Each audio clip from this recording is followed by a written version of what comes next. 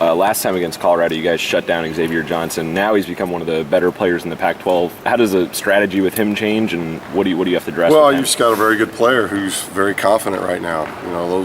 That big three had a really good game last time out. You got Scott and Johnson and Booker, who are all capable of 20-plus point nights, and we did a pretty good job defending up in Boulder that day. We didn't shoot the ball particularly well, but we got a key road win, and they've had some time to adjust now, being without two key players, and they're playing very well. And this is a team that's half game behind us, and overall and in the league. So this is two really good RPI teams. I think we're 19, they're 25, so it's a great matchup. And it's like any time in this league, when you're this time of year, you got to play well, and we're going to have to play well. But Johnson's playing very, very well right now.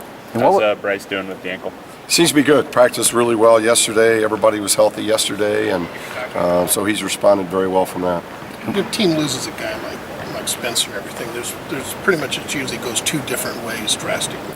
That's why I give Coach, Ted's done a terrific job. Coach Boyle and his staff have done a terrific job of, because you're right, it can go either way with it, and then you got to give the players credit because they've had other guys step up. You've had Booker go from about 14 a game to 17 a game. You've got Johnson, who's gone from about 11 a game to 18 a game. They've done a really good job of just manning up and asking more of themselves, and that's not always an easy thing to do, especially in a league like this year where the league's up. So I just think their staff and their players have done a really good job of not just keeping things status quo, but actually moving things forward. Kyle is turning the ball over a little bit more frequently lately. Is that a concern at all, or is it the fact that he's getting so many assists, you kind of get some of that? He's 16, 8, and 7, so he's not going to be 0, 1, or 2 assists all the time. I think I've talked to him about it. I think some of his turnovers come late in the game when he really wants. You got to give him credit. He wants you to foul him. He wants to have the ball, but he holds it just a little bit too long, and that's where really most of his turnovers are coming. They're coming in the last 3 or 4 minutes of the game where I think he stops attacking, stops moving the ball and running the show, and we've talked about that, but he definitely won't have the ball any less. If anything down the stretch here, he's going to have it more. He's having a terrific season. I think he had a couple question marks coming into the season, and he's done nothing but just prove all those question marks wrong. His shooting ability, he's shooting 50% from 3. He's just a really difficult matchup, and he's been a huge key, huge catalyst for us. So, you're right. He's gone through some games where he's had some high turnover games. It seems like every time he's had high turnover games, he's still had more assists, so he's doing a very good job that way. You and the staff emphasized him about tightening up his handle a little bit more, and how much is that? Not really. No, not really. Again, the only thing we've talked to him about is late game. I think he just wants he wants the ball in his hands to make plays, which is a great trait, and we want him to have that. But when you're late in the game and people are trapping you and just gambling, and you can foul and kind of get away with it in the last 4 minutes just because of the time and score and how the ebb and flow of the game's going, it gets a little bit more aggressive during that time.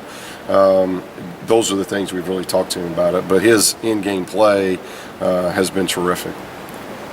Norman's shots, I think it's up like 25% finishing at the rim. Seems like he's consciously trying to get to the rim a lot more than he has in past years. So something you guys talked to him about at the beginning of the season? Well, I think he's a big-time driver. For one, I think he really got big hands. He's got great hands, but it's hard to take it from him because he's so big and strong, and that's his strength, is driving the ball to the basket. And complement that now with making jump shots like he did against USC. He's starting to catch and pivot better instead of that jump stop, and that's just a way of thinking about how to shoot the basketball and a form of shooting, and kind of been. He's used to one way, and we've kind of reconstructed it, and we want him to get back to catch and pivoting, and that's really set up his drive game, and he's drove it hard. He's getting to the free throw line, he's getting out. I like it when those guys get out in transition. Zach should get 1 or 2 layups a game. Same thing with Norman, same way with Jordan, and that adds up to about 6 layups a game when they get out and run. Then that sets up the rest of their games, and Norman's done a really good job with that. Norman's been very consistent for us. How much does driving like that have to do with confidence? Is a lot of it have to do with that, or?